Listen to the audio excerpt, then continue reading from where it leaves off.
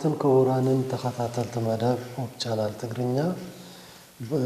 ተዝሓለፈ ዝረኣናዮ ትምህርቲ ናቱ መቐፀልታ ሎማዓንቲ እውን ክንቅፅል ኢና እዚ ብምስትውዓል መታን ክንርድኦ ናብ ኣምላኽ ምቕራብ ኣምላኽ መታን ዝያዳ ድማ ግልፂ ክገብረልና ብመንፈስ እውን ክምህረና ናብኡ ብጸሎት ምቕራብ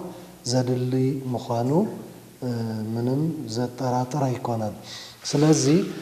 ነዚ ናይ ሎማዓንቲ ትምህርቲ ቅድሚ ምጅማር መጸሎት ክንጽሊ ኢና እሞ ሓቢርና ንጸልይ። ኣብ ሰማያት ዘለኻ ቅዱስን ዘለዓለማዊን ዝኾንካ ጐይታ እግዚኣብሔር እነሆ ስለ ምሕረትካን ረድኤትካን ሓለዋኻን ኩሉ ነመስግነካ ከምቲ ንስኻ ህያው ኾይንካ ንዘለዓለም እትነብር ንሕና እውን መታን ንዘለዓለም ክንነብር ህያዋን ንኽንከውን ዕድል ስለ ዝሃብካና ናባኻ እውን ንኽንቀርብ ስለ እተኽእለና ነመስግነካ ኣቦ። ነዚ ቃል እዚ ክነጽንዕ እንከለና ድማ ብዝያዳ መታን ክበርሃልና ብመንፈስካ ክትመርሓናን ክትራኽበናን ክትዛረበናን ክተጠምቐናን ነማሕፅነካ። ነዞም ኣብ ዙርያ ዝኣገልግሎት እዚ ዝደኽሙ ጐይታ ዘገልግሉኻ ዘለዉ ኩሎም ድማ ክትባርኾም ንልምነካ ስለቲ ፈቃርን ህያውን ዝኾነ ሽምካ ኢልካ ጸሎትና ኩሉ ስማዕ ኣሜን። ብዝሓለፈ ብዛዕባ ናይ ኢየሱስ ክርስቶስ ተቃዋሚ ዝኾነ ብዛዕባኡ ንምርዳእ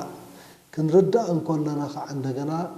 ብላዕሊ ላዕሊ ዘይኮነስ ዕሙቕ ኢልና መታን ክርዳኣና ኣብ ትንቢት ዳንኤል ምዕራፍ 8 9 10 11 12 ዘለዋ ምዕራፋት ብጸሎትን ብመንፈስን ኮይና ክነንብቦ ክንርድኦ ከም ዘለና ጀሚርና ነርና ተሓሳብ ኣብዚ ሓደ ነገር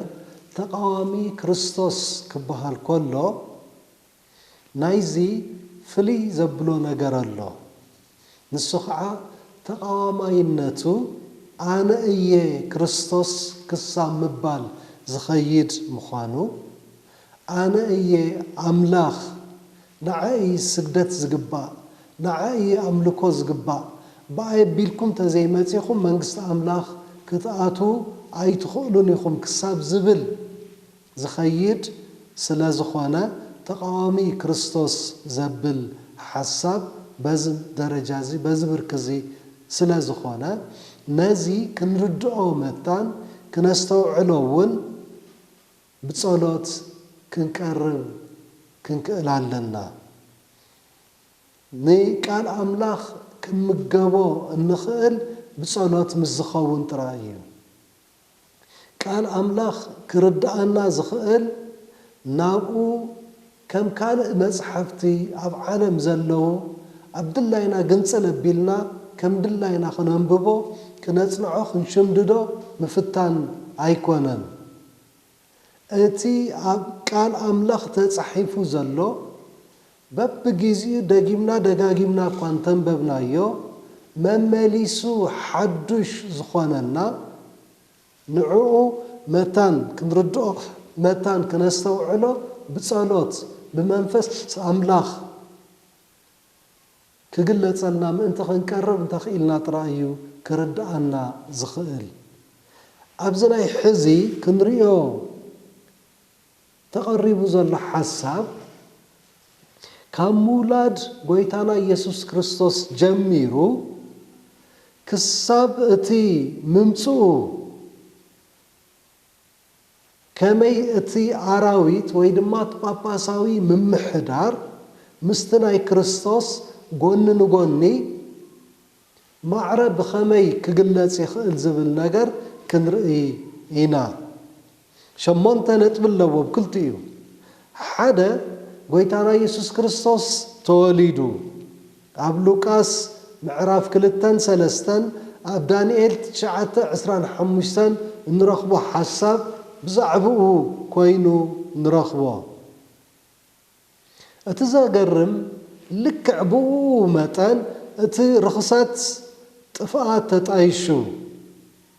كاو 580 عامة مهرت دانيال 11:31 شمونته 11:11 خينا مسنا نبب اتي ناي طفاءات رخصت شعيو جميرو شعيو تتعيشو لك قويتانا يسوس كريستوس نمدحان دك سبات كبل كاب سماي سبايات وريدو كاب قدستن نصحتن دنگل مريم بسرصات منفس قدوس تصانيسو زتولد لك خمو زناي رخصت طفاء دما زتولدلو غيزه ب500 شمونتن ወይ ዝጀመረሉ ዝተጣየሸሉ ጊዜ ሽዑ ኮይኑ ንረኽቦ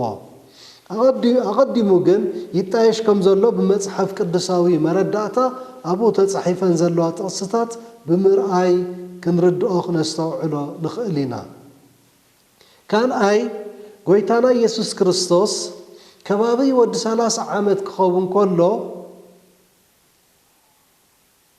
መሲህነቱ ከም ዝተረጋገጸ ኣብ 27 ዓመተ ምሕረት ወይ ድማ ድሕሪ ልደተ ክርስቶስ ድሕሪ ናይ 30 ዓመት ምድላው ከም ዝተጠመቐ ንርኢ ኣብ ሉቃስ 3:1 ካብ 21 ክሳብ 23 ኣብ ሉቃስ 3 ኣብ ትንቢት ዳንኤል 9:25 ብትንቢት ተቐዲሙ ተነጊሩሉ ዝነበረ መሲህነቱ ከም ዝረጋገጽ ንርኢ ኢና ኣብ ካልኣይ ብርኪ እቲ ናይ ረኽሰት መንፈስ ስልጣን ሒዙ ቅልቅል ዝበለሉ ጊዜ እዩ ነይሩ ብ538 እዚ 538 ዓመተ ምህረት ወይ ድማ ድሕሪ ልደተ ክርስቶስ ከምቲ ቅድም ኢልና ዝረአናዮ እቲ ናይ ጸልማት ጊዜ ዝጀመረሉ ን42 ነዋርሕ ወይ ን1260 ዓመታት ወይ ድማ ን3 ዓመትን ፈረቓን ዝብል ዝረአናዮ ዝጅምረሉ ጊዜ እዩ 538 እዚ ድማ ካብ 508 ጀሚርና ክንሓስብ ከለና 538 ድሕሪ ናይ 30 ዓመታት ምድላው እዩ ስልጣን ሒዙ ቅልቅል ኢሉ ብሓይሉ ክሰርሕ ዝጀመረ ምዃኑ እንዕዘብ ኣብ ዳንኤል 7:8 ኸይና ምስልና ንብብ እዚ ሓሳብ እዚ ክንረኽቦ ኢና ብሳልሳይ ብርኪ ድማ ጎይታና ኢየሱስ ክርስቶስ ቃል ብስራት ምድሓን ኣገልግሎቱ ዝጀመረሉን ዝሰርሓሉን ኣገልግሎቱ ዝወደአሉን ን3 ዓመትን ፈረቓን ክሳብ 31 ድሕሪ ልደተ ክርስቶስ ክኸውን ከሎ ኣብ ትንቢት ዳንኤል 9:27 ከይና ምስልና ንብብ እቲ መሲህ ዝቕተል ወይ ዝውገድ ምዃኑ እዩ ዝነግረና ኣብ ሳልሳይ ደረጃ እቲ ናይ ክርስቶስ ተቃዋሚ ወይ አረማዊ ጳጳሳዊ ምምሕዳር ስርሑ ሰሪሑ ን3 ዓመትን ፈረቓን ቅድም ኢልና ዝረአናዮ 3 ዓመትን ፈረቓን 42 ነዋርሕ ን1260 መዓልትታት ወይ ድማ ዓመታት ዝብለና ስርሑ ሰሪሑ ዘበገሶ ዕላምኡ ኩድኦ ዝግብኦ ነገር ወዲኡ ን3 ዓመትን ፈረቓን ን1260 ዓመታት ክሳብ 1798 ድሕሪ ልደተ ክርስቶስ ጸኒሑ ኣብ ትንቢት ዳንኤል 7:25 ከይና ምስልና ንብብ ንዘመናት ንፈረቓ ዘመን ዝብለና ሓሳብ ንረክብ እዚ ማለት ድማ እንታይ ከም ዝኾነ ቅድም ኢሎም ዝነበረ ትምህርትና ርኢና ነርና ኣብ ራብዓይ ጎይታና ኢየሱስ ክርስቶስ አገልግሎቱ ድሕሪ ምውድኡ ተሰቂሉ 31 ድሕሪ ልደተ ክርስቶስ ኣብ ዳንኤል 9:27 ኣብ ወንጌል ዮሐንስ 2:6 11 13 18 19 ኸይና ምስና ንብብ ምዕራፋት እየን ዚአን ኣብ ትንቢት ኣብ ወንጌል ዮሐንስ 2 ስቕለቱ ብዝምልከት ዝነግረና ሓሳብ ኣሎ ኣብራው ዓይቲ እቲ ጳጳሳዊ ምምሕዳር ወይ ድማ ኣራዊት ሓምሻይ መንግስቲ ኢልና ንጽውዖ ክሳብ 1798 ዝገዝአ ዝጸንሐ እኳ እንተኾነ ግን ቀጻላይ ኮይኑ ከም ዝጸንሕ ተዘራሪብና ነርና ከመይ ንሱ ክሳብ ሞት ዝበጽሕ ቆሲሉ ብ1798 ኣብ ራእይ 13:3 ኸይና ምስና ንብብ ንሱ ኢና ንረክብ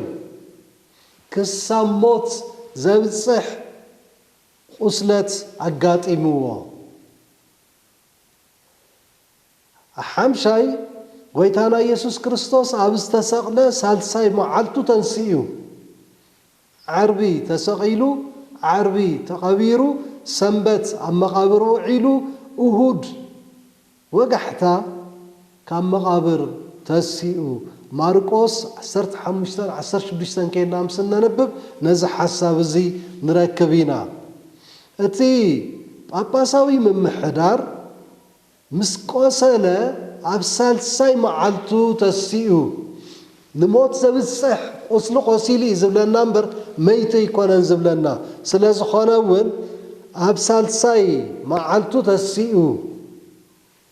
1798 1799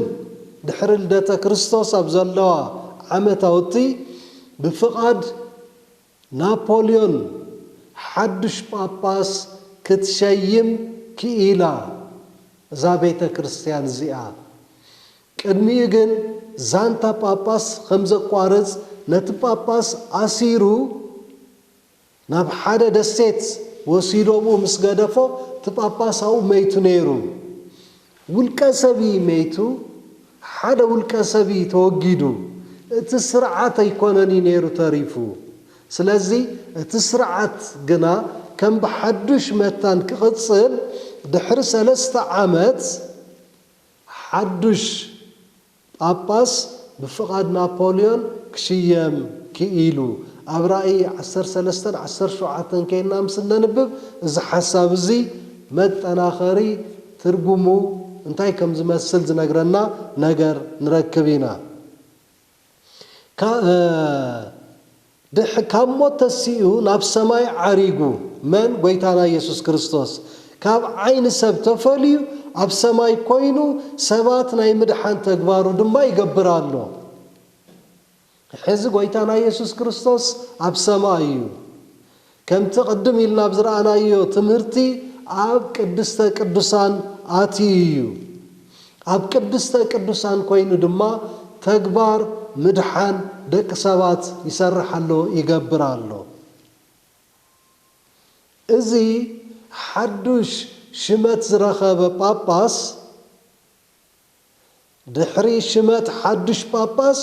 ካብ ቫቲካን ብሕቡእ ወይ ድማ ብድሕሪት ኮይኑ ከምቲ ክሳብ 1798 ዝነበራ ስልጣን ትሰርሓላ ክሳብ 1798 እቲ ክትገብሮ ዝግባአ ነገራት ኩሉ ብሓይላን ብምልኣትን ብዘይገለ ኸልካሊ ኣብቶም ክርስቲያናት ዝበሃሉ ኣመንትን ሰዓብትን እግዚአብሔር ስደትን መከራን ተብጽሕ ኣብ ርእሲ ምንባራ ትቐትል ትስይፍውን ነይራ እያ ተጽንት ነይራ ድሓር ነቲ ሽዑ ዝነበረ ሓይላ ነቲ ሽዑ ዝነበረ ተግባራ ሕዚ ግን ብድሕሪት ኮይና ተሓቢኣ ትሰርሖላ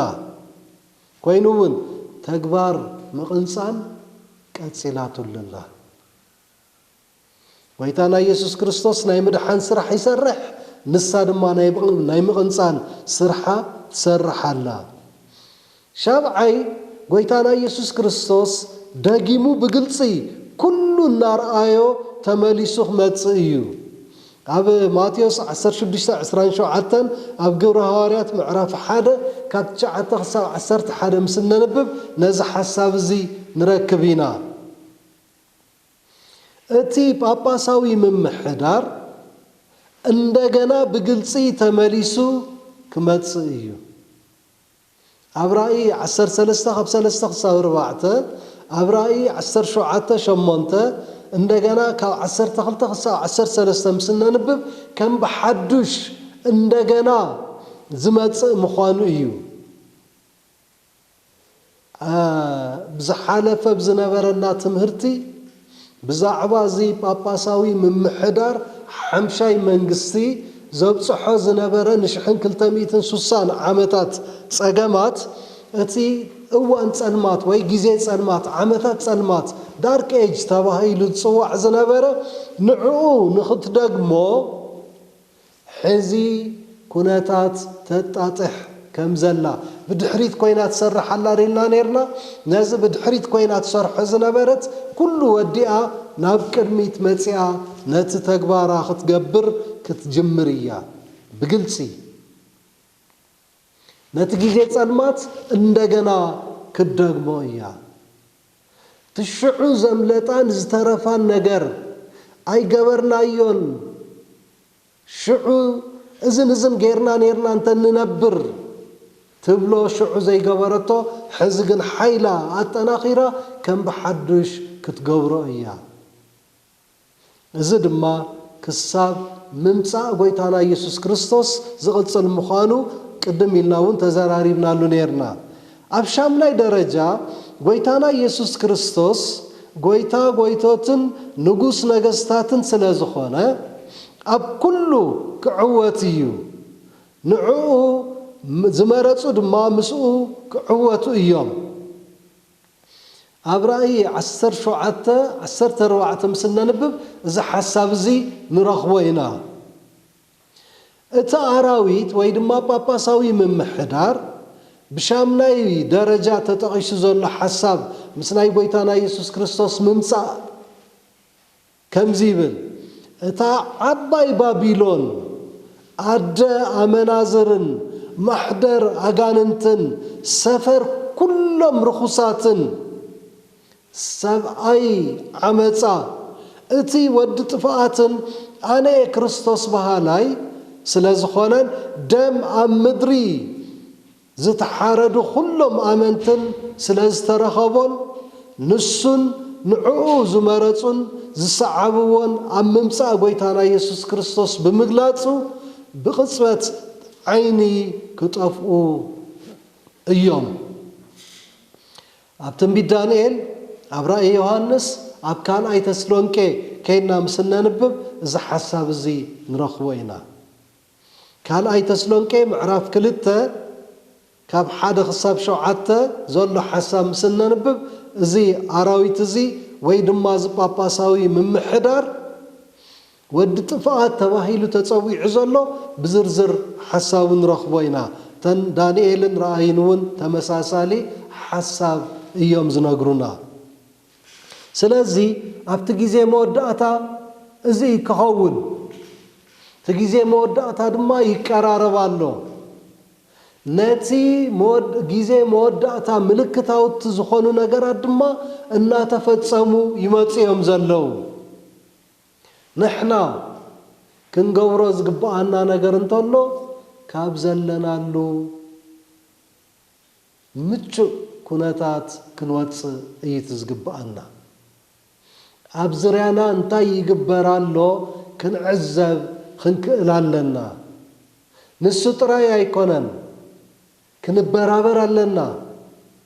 ተበራቢርና ድማ ካብቲ ዘለናሉ ኩነታት ክንወፅእ ምእንቲ ምሕዳስ የድልየና እዩ ምንቃሕ እናዚ ምስኮነ ናብቲ ጎይታና ኢየሱስ ክርስቶስ ዘለዎ ናይ ምምጽኡ ምልክታውቲ ዘሎ ኩነታት ድልዋት ኮይና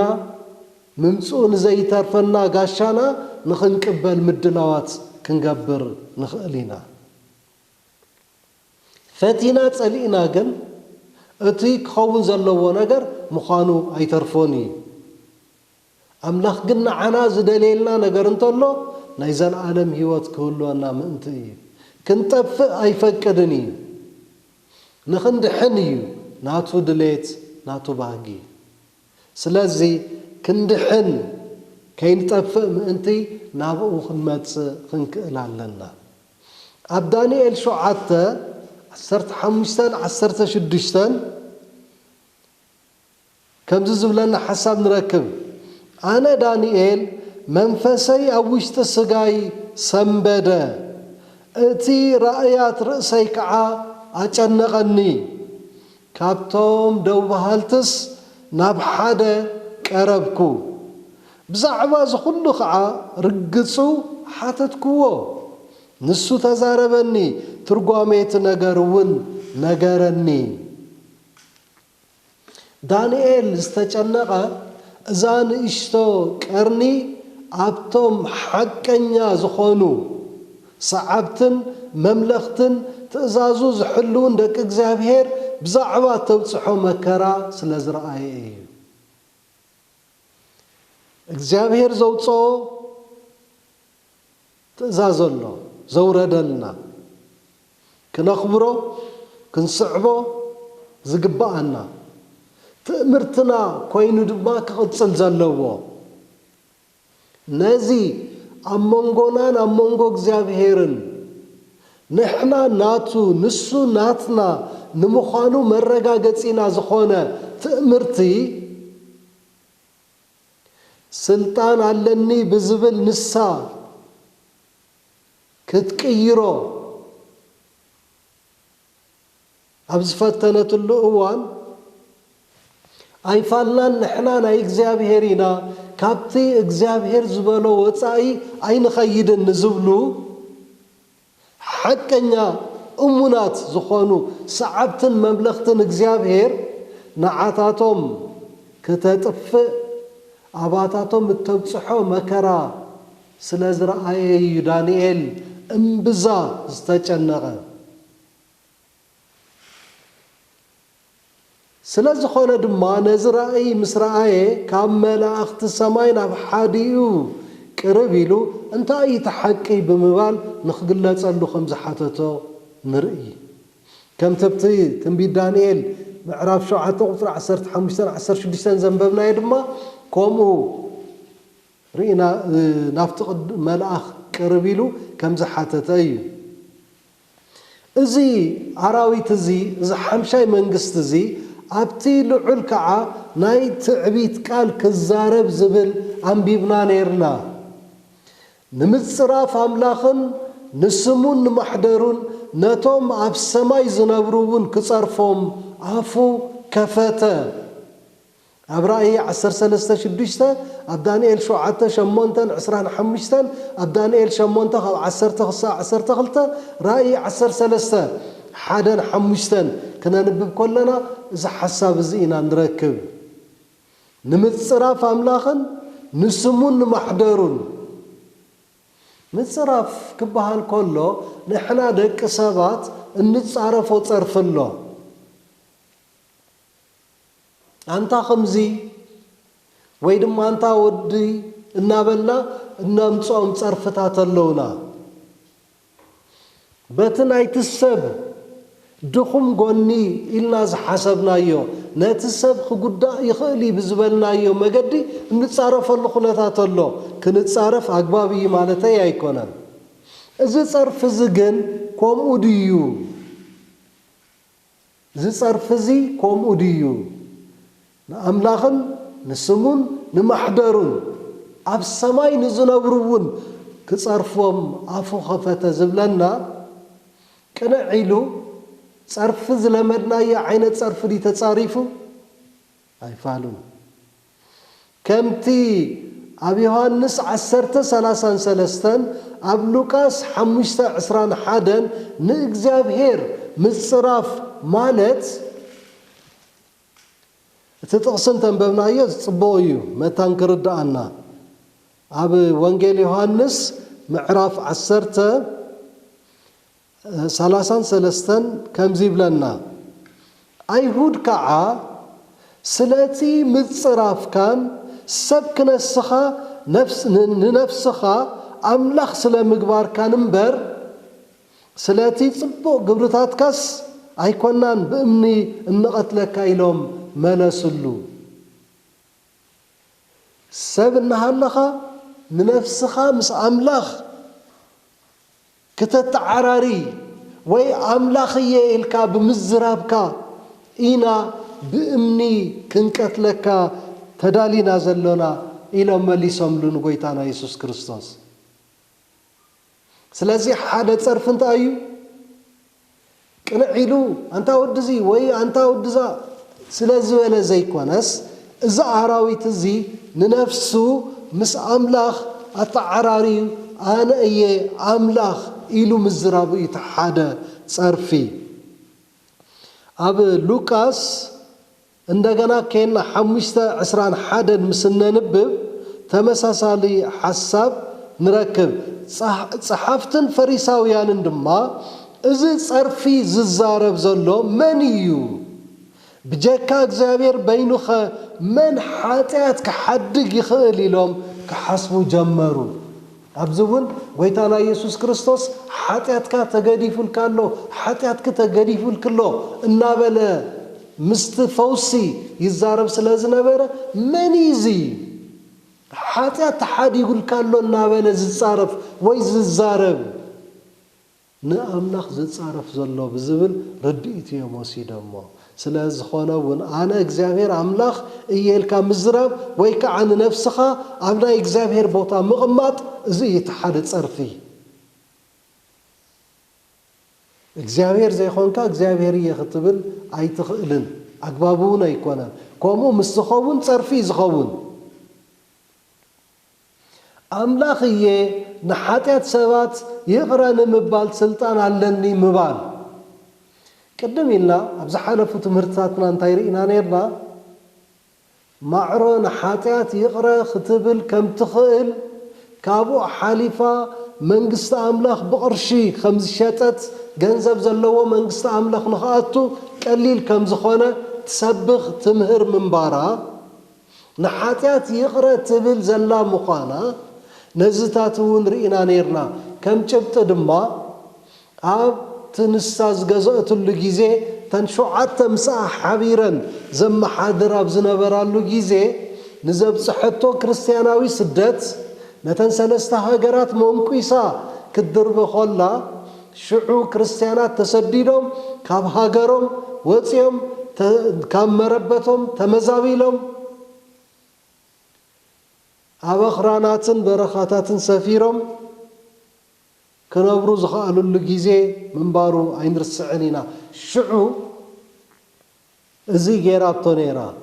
ንሓጢያት ይቕረ ከም ትብል ነዚ ኣብቲ ዓቢ ቅልስ ወይም ታላቁ ተጋድሎ ወይም the great controversy ተባሂሉ ዝተጻሕፈ መጽሓፍ ዝዛንታ ዝሰፊሩ ንረኽቦ ኢና እቲ መጽሓፍ ንሱ ክንረኽቦ ንኽእለሉ ባይታ ስለ ዘሎ ንሱ ረኺብና እንተነንብብ ዝያዳ ክርዳኣና ይኽእል እዩ ንህዝቢ እግዚአብሔር ብሽም እግዚአብሔር ምስዳድን ምቕታልን እዚ እውን ፈጺማቶ እያ ንእግዚአብሔር ንዘምልኹ ብሽም እግዚአብሔር ንህዝቢ እግዚአብሔር ኣሳዲዳ እያ ቀቲላ እያ ኣጽኒታ እያ ንስኻ ካህን ኢኻ ይብሉ እቶም ዝተሾሙ ጳጳሳት ንመን እዮም ንስኻ ካህን ኢኻ ዝብልዎ ዘለዉ ነቲ ጳጳስ ክሽየሙ ከለዉ ብቲ ሽመቶም ዝህብዎ ተወሳኺ ሞሳይ ድሕሪ ደጊም ሓጢአተኛ ውሉድ ኣዳም ሰብ ኣይኮነን እንታይ ደኣ ኣልታር ክርስቶስ ካልእ ክርስቶስ ዝኾነ ካብቲ ኩሉ ዝኽእል ልዑል እግዚአብሔር ንላዕሊ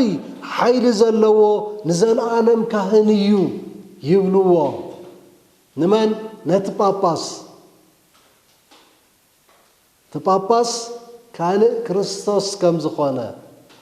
تباباس لعل እግዚአብሔር كم زخانة نزل عالم كهن كم زخانة እዮም ዝዛረብሉ ግን እዚ ጳጳስ እዚ ሰብ እዩ እዚ ጳጳስ እዚ ይንዋሕ ይሕፀር ነቲ ቀዳማይ ሞት ጥራይ ዘይኮነ እንተዘይተነሲሑ ነቲ ካልኣይ ሞት እውን ዝመውት እዩ ድሓር እዚ እዩ ፀርፊ ማለት እቲ ርእሰ ሊቃነ ጳጳሳት ንኢየሱስ ክርስቶስ ወኪል ጥራይ ዘይኮነስ ስጋ ለቢሱ ዝመፀ ባዕሉ ኢየሱስ ክርስቶስ እዩ ድማ ይብሉ እቲ ጳጳስ ተሸይሙ ዘሎ ናይ ኢየሱስ ክርስቶስ ወኪል ጥራይ ኣይኮነን እንታይ ደኣ ስጋ ለቢሱ ዝመፀ ባዕሉ ክርስቶስ እዩ ስለዚ ስግደት ይግብኦ ኣምልኮ ይግብኦ ንሓጢአት ይቕረ ክብል ይኽእል እዝታት እናበሉ ስልጣን ብስልጣን ይገብርዎ እዚ ናይ ርእሰ ሊቃነ ጳጳሳት ስልጣን ናይ ምፍራድ ወይ ናይ ምውሳን ስልጣን ሓጢአት ናይ ምሕዳግ ሓይሊ ከይተረፈ ከጠቃልል እዩ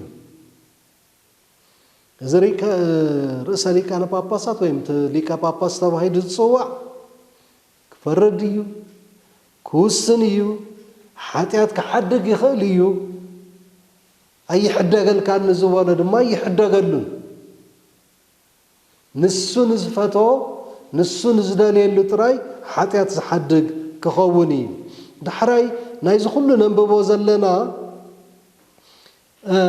ሪፈረንስ ክኾነና ዝኽእል መፅሓፍ ኣብኡ ተጠቒሰሎ ዝተፅሓፈ ኢንሳይክሎፔድያ እውን ኣሎ ናይ ካቶሊክ ኣብኡ ከይድና ምስ ነንብብ እዚ ሓሳብ እዚ ክንረኽቦ ኢና ኣይተሓፍረሉን እያ ብንፁር ብግልፂ በደባባይ ዘሎ እዩ ኣብ ዌብሳይት እውን ኣቲና ጉግል ምስ እንገብር እንረኽቦ እዩ እቲ ጳጳስ ኣዝዩ ዓብዪ ክብሪ ዘለዎን ልዕሊ ኩሉ ልዕል ዝበለን ተራሰብ ዘይኮነስ መተካእታ እግዚኣብሔርን ባዕሉ እግዚኣብሔርን ይኸዓ ይብሉ ካቶም ሰባት እግዚኣብሔር መንበሪኡ ኣብ ምድሪ ይኮነን እግዚኣብሔር መንበሪኡ ኣብ ሰማይ እዩ እግዚኣብሔር ልዕሊ ኩሉን ፈጣሪ ኩሉን እዩ ሰብ ኮይኑ እናሃለወ እዚ ጳጳስ እዚ ግን ከምቲ ንናቡከደነፆር ሰባት ዘሳኽርዎ ዝነበሩ ኣሳኺሮም ዘስሕትዎ ዝነበረ እቶም ኣብ ዙርይኡ ዝነበሩ መማኽርቱ ከምቲ ንጉስ ንስኻ ጥራይ ክትምለኽ ኣብ ውሽጢ 30 መዓልቲ ድማ ጸሎት ክትሰምዕ ጸሎት ክትምልስ ንስኻ ኢኻ ዝግባኣካ ኢሎም ንሓደ ሰመታን ክኸሱን ክረኽቡን በቲ እምነቱ ንኽመፅዎ ነቲ ንጉስ ኣብ ዙርይኡ ዘለዉ መማኽርቱ ዘሳኸርዎ ኣብዚ እውን ነዚ ጳጳስ እዚ ኣብ ዙርይኡ ዘለዉ ሰይጣን ተጠቒሞም ሰይጣን ተጠቒሙሎም እዮም ልዕል ዘብልዎ እሞ ኣነ እምበኣር እግዚኣብሔር እየ ናብ ዝብል ሓሳብ ንኽመፅእ ዝገብርዎ ዘለዉ እምበርከ ንነፍሱ ሰብ ምዃኑ ጠፊእዎ ኣይኮነን እግዚኣብሔር ኣይኣርግኒ እግዚኣብሔር ኣይሓምምኒ እግዚኣብሔር ምኻድ ኣብይዎ ሰንከልከለ ይብልን እግዚኣብሔር ብሰብ ተደጊፎ ኣይኮነን ዝኸይድ እግዚኣብሔር ወይ ምርኩስ ኣየድልዮም ሰብ እዚ ግን ክሳብ ክንዲዚ እኳ በፂሑ ከሎ ሕዚ እውን ኣነ እግዚኣብሔር ናብ ዝብል ነገር ከም ዘብል ኢና ንርኢ እቶም ካህናት ንሓጢአተኛታት ምንፃህ ሓጢአትን ይቕሬታን ብምሃብ ስራሕ መንፈስ ቅዱስ ምቕዳስ ነፍሳት ይፍጽሙ እዮም ዘለዉ ነፍሲ ክትቅደስ እትኽእል ብመንፈስ ቅዱስ ጥራይ እዩ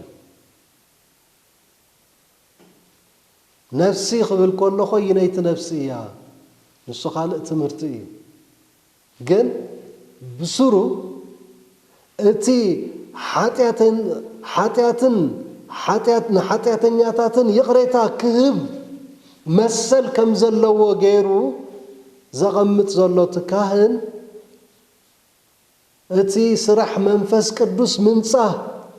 نفساتن ወይ مقدس نفساتن نساتهم نحناينا نغورو إلهم زقدسلو كناتات يزلو أبزا مدري سفرة ወይ سلطان كل زخائل እግዚአብሔር حزنا لنا إلهم دمديمهم الله كل مفتح أبيدنا يزلو أبزا قربا ጊዜ بسوشال ميديا استلغا نيرو أفدق جهنم يخفتالو تواهيلنا تنغرلو نيرو بمسارته جهنم انتايو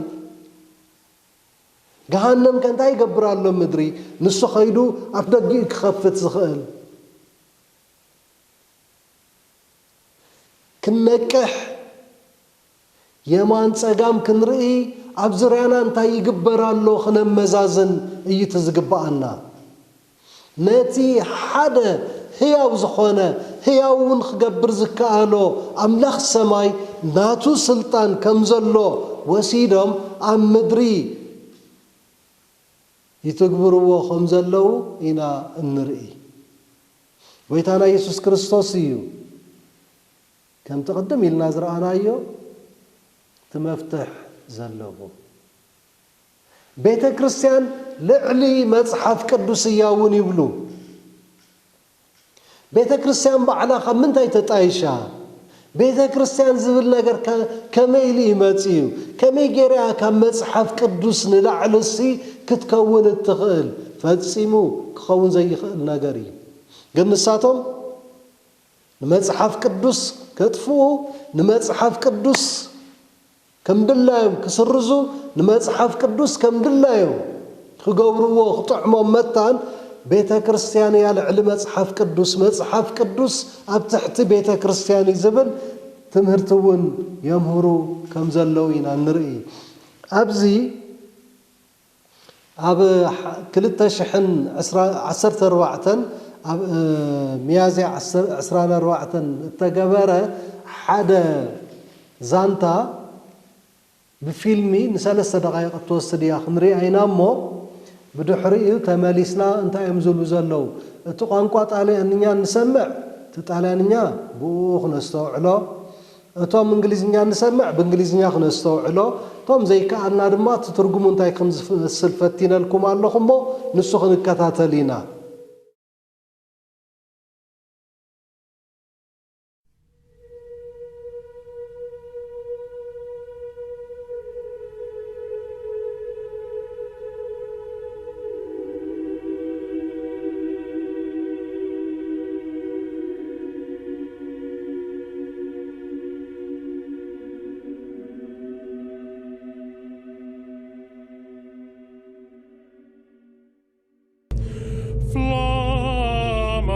Eius Lucifer matutinus inveniat Ille in quam Lucifer qui nescito casum Christus filius tuus qui regressus ab inferis humano generis serenus iluxit et tecum vivit et regnat in saecula saeculorum.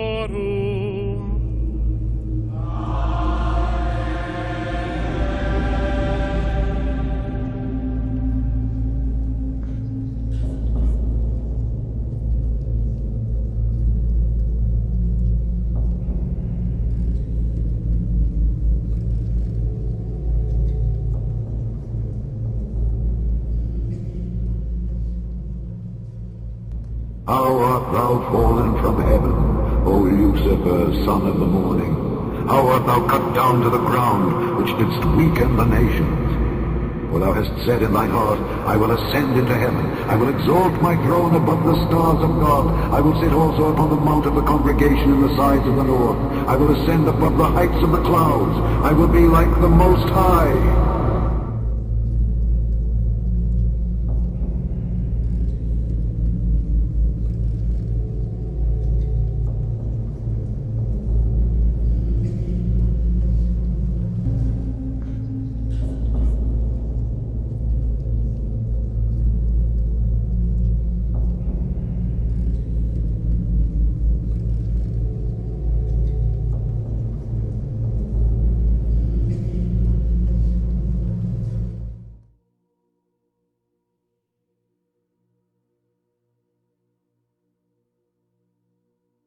I believe in the Pope because he believes in peace, and my definition of peace is accepting all religion.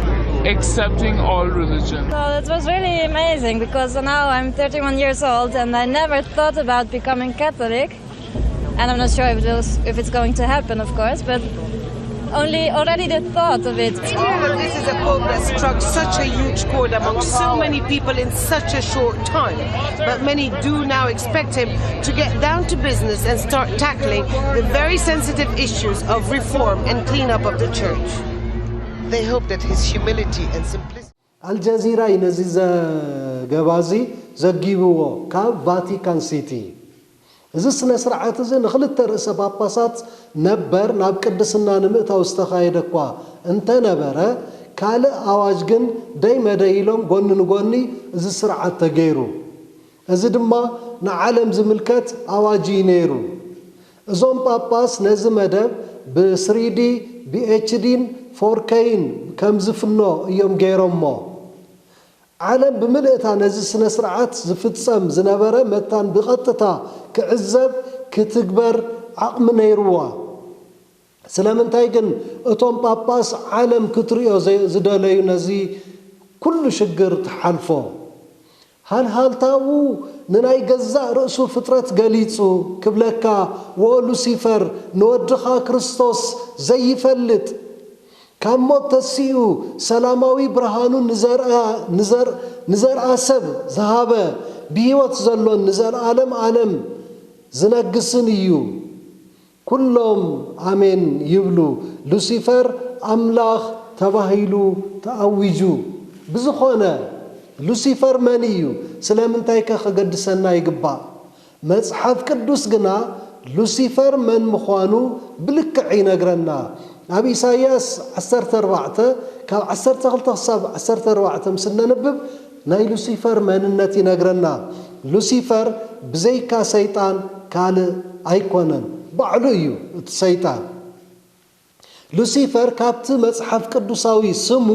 ላቲናዊ ቅዲ እዩ ሄይሌል ማለት ወዲ ወጋሕታ ወይ ተሸካሚ ብርሃን ማለት እዩ ነዚ እዩ ድማ ምጅማር እቲ ኣዋጅ ብኡ ዝኾነ ሃልሃልታው ወይ ብርሃን ንናይ ገዛእ ርእሱ ፍጥረት እናገለጸ ኣብ ካልኣይ ቆሮንቶስ 11:14 ከይና ነንብቦ ጥቕሰሎ ሉሲፈር ብእግዚአብሔር ዝተፈጠረ ዝወደቐ መልአኽ እዩ ስሙ ሰይጣን ኮይኑ ትርጉሙ ድማ ጸላኢ ማለት እዩ በቶም ኣምላኽ ዝብልዎ ኣይንታለን ታ ፊልም እዚኣ ንሉሲፈር መታን ክምለኽ ቦታ የጣጥሕሉ ስለዘለው እንዲያውም እትዘገርምሲ ንክርስቶስ ወዲ ሉሲፈር ገይሮም እዮም አቅሪቦሞ ሉሲፈር ሃልሃልታ ሓዊ ብርሃን ከም ዘለዎ ንሱ ክምለኽን ክስገደሉን ከም ዘለዎ ሉሲፈር እግዚአብሔር ከም ዝኾነ እዩ ተአዊጁ በዚ መደብ እዚ ኩለን ሃይማኖታውቲ ናብ ሓደ ክመጻ እቲ ርእሲ ኩለን ሃይማኖታውቲ ድማ እቲ ጳጳስ ክኸውን መገዲ ይጸርጉ እዮም ነይሮም መገዲ የመቻቹ እዮም ነይሮም እና ኣብዚ ዘለናሉ ጊዜ ብዝያዳ ተጠናኺሩ ይኸይድ ዘሎ ኣብ ራእይ ዮሐንስ ምዕራፍ 13 እንሪኦ ጠቕሰሎም ነቲ ኣራዊት ስልጣን ዝህቦ እትገበል እዩ እትገበል ሉሲፈር እዩ እቲ ኣራዊት ተሓምሻይ መንግስቲ ሙሉእ ስልጣን ዝረክብ ሓይሊ ዝረክብ ካብቲ ሉሲፈር እዩ ካብ ሰይጣን እዩ ሰይጣን ድማ ጸላኢና እዩ ኣምላኽ ክኸውን ኣይኽእልን ሰይጣን እንዲያውም ብኣምላኽ ዝተፈጠረ ዝተደኮነ ዝተሰርሐ እዩ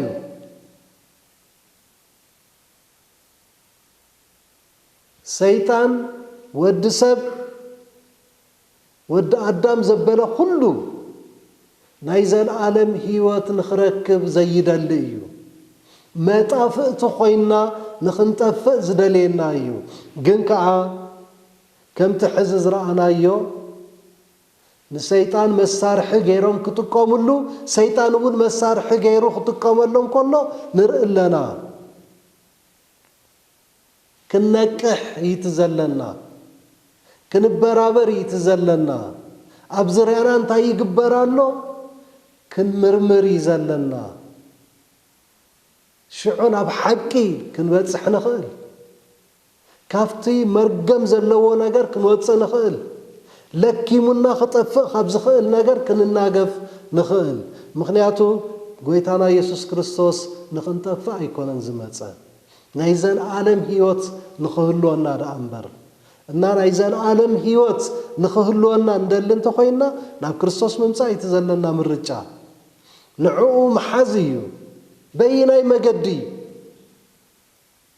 በይናይ መገዲ ኢና ክንሕዞ ንኽእል እቲ መገዲ ባዕሉ ክንፈልጦ ክንክእል ኣለና ምክንያቱ መገድን ህይወትን ሓቅን ንሱ እዩ እቲ መገዲ ንሱ እዩ እቲ ህይወት ንሱ እዩ እቲ ሓቂ ድማ ንሱ እዩ እቲ ሓቂ ክንፈልጦ ክንክእል ኣለና ሓቂ እንተዘይሒዝና ናብቲ መገዲ ክንመፅእ ኣይንኽእልን ኢና ህይወት ክንረክብ ኣይንኽእልን ኢና እና ስለዚ እዚ መታን ክኾነልና ኩሉ ሻዕ ክንጽሊ ብጸሎት ናብ ኣምላኽ ክንቀርብ ነቲ ሓቂ ግለጸለይ ኢልና ክንዛረቦ ክንሓቶ እዩ ዝግባአና እዚ ክንገብር ምስ እንኽእል መንፈስ ኣምላኽ ኩሉ ሻዕ ምሳና ኣሎ እምበኣር ሓቢርና ንጸሊ ናይ ሎሚ መደብና በዚ ወዲእና ኣለና ቅዱስን ዘለዓለማዊን ዝኾንካ ፈቃር ኣቦ እነሆ ቃልካ ክንሰምዕ ካባኻ ክንመሃር ኩሉ ሻዕ ስለተኽእለና ነመስግነካ ብዝያዳ ድማ ቃልካ መርሚርና መንፈስካ ተመጊብና እነሆ ንመዓልቲ ምምፃእኻ ዘብቅዓና ዕጥቅን ስንቅን ኮይኑልና ኣብቲ እትግለጸሉ ጊዜ ካብቶም ኣእዳዎም ዘርጊሖም ዝቀባበሉኻ ዕድልናን ዕጫናን ምስኦም ክኾነልና ንልምነካ ኣቦ ነቶም ነዚ መደብ እዚ ዝከታተሉ ኩሎም ባርኽ ነዚ መደብ እዚ መታን ክሳለጥ ዝደኽሙ ዘለዉ ኩሎም ባርኽ ስለቲ ፈቃርን ለዋህን ዝኾነ ሕያዋይ ሽምካ ኣሜን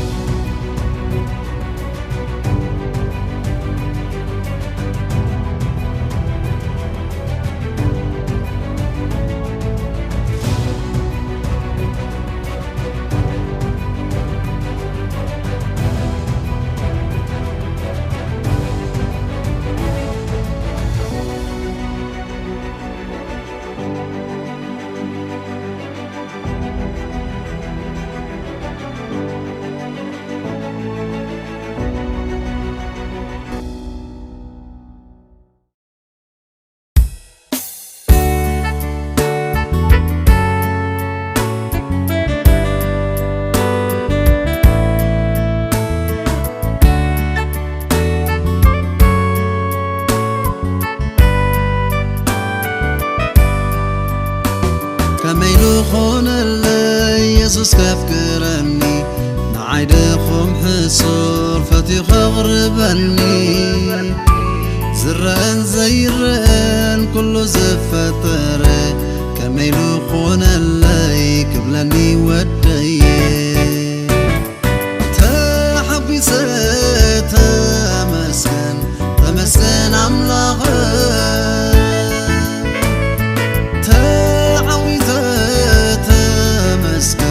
تمسكن أملاغ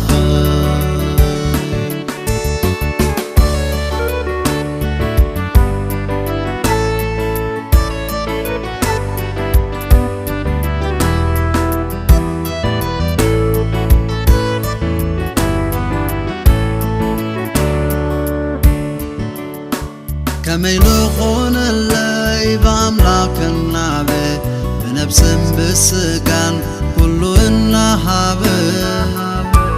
كاب صلايت نفسي عوتي زي فتو عوت النهابة عبس ماي زقتو تحبيسة تمسكن أملاغ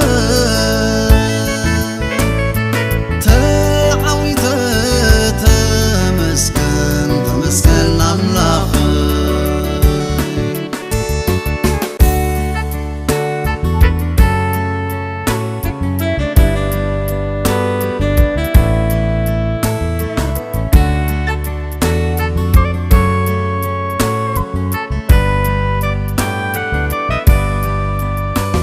كما يلوخون اللي يبزوريات الزوفان بس كلهم محواتي بحقوس بمسكان يسوس يزلو تضرعم عدي كما يلوخون اللي كخون وراسي تحبيسة تمسكن أملاغ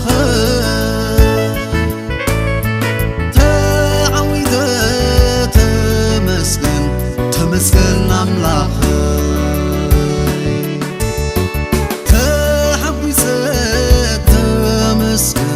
تمسكن أملاغ